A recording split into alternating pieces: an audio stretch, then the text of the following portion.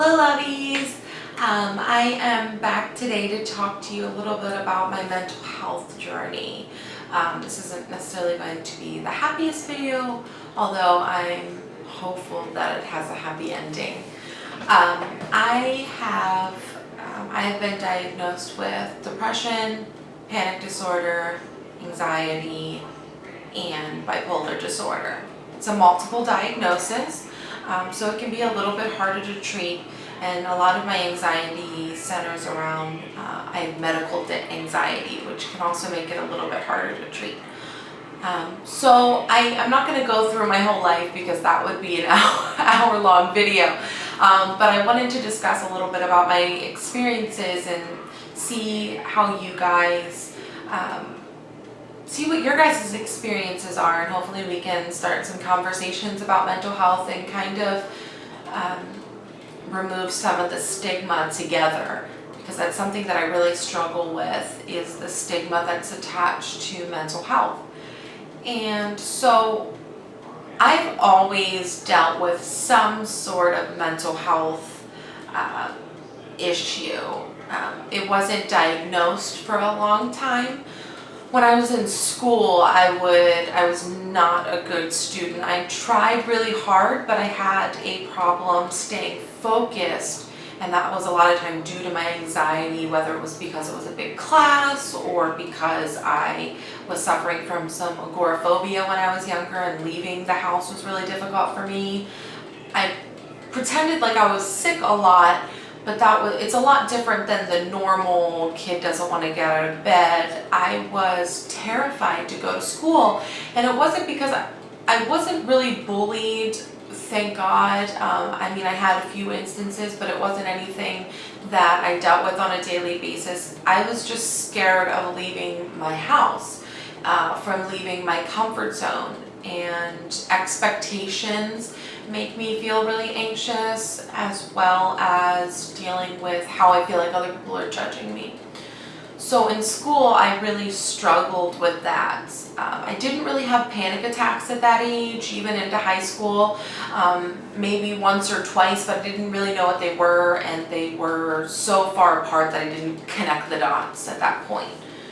So in 12th grade, I actually missed so much school that I had to go to an alternative school, and I actually dropped out of high school just a few months shy of graduating, which is one of the worst mistakes that I ever made.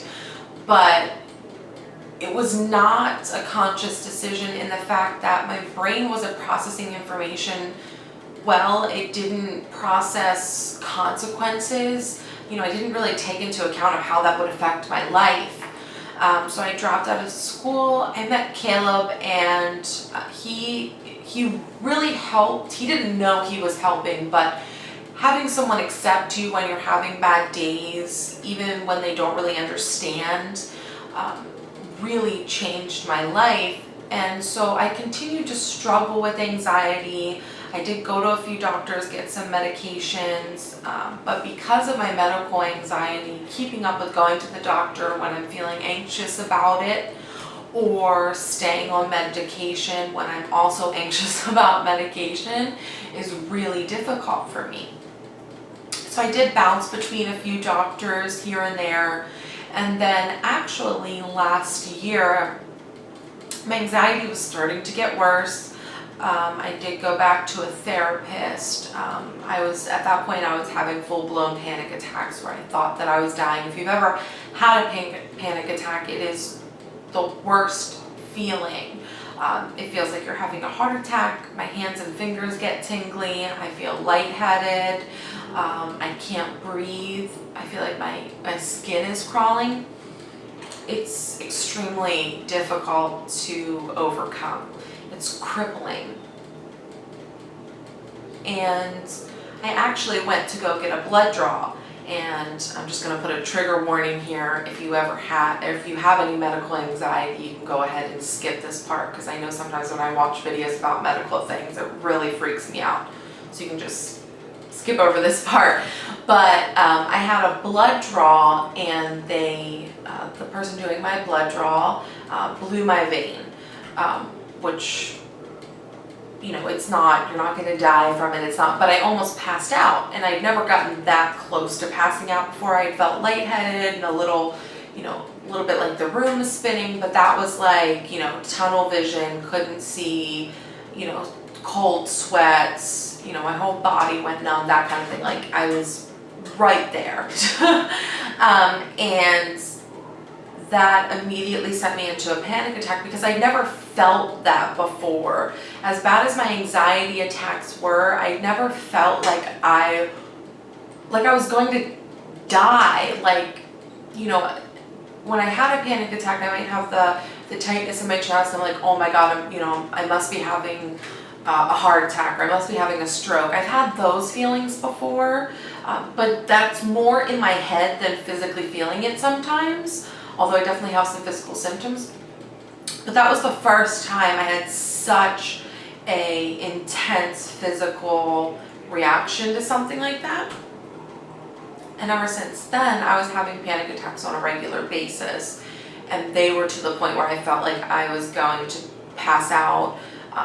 Me and Caleb would be in the car and I would have a panic attack, and he would have to pull over. I would need to get out of the car.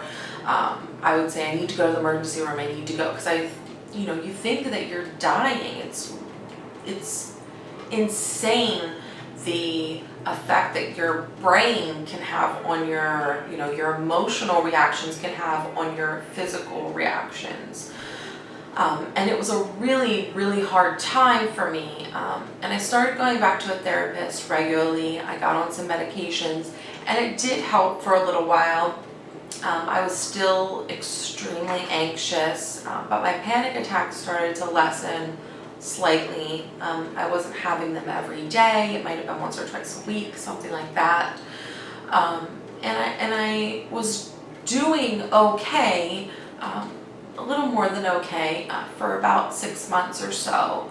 And then it started again with daily panic attacks. I didn't really have a huge trigger this time. I did stop going to my therapist for a little while, which I think is a problem. For me, I need that outlet. I also stopped going on medication, or some of my medication, for a little while, and had actually not been diagnosed with bipolar disorder. At this point, I was just diagnosed with my anxiety and depression. So once I started going back to the therapist, and really being honest, I feel like for a long time I was sugarcoating things.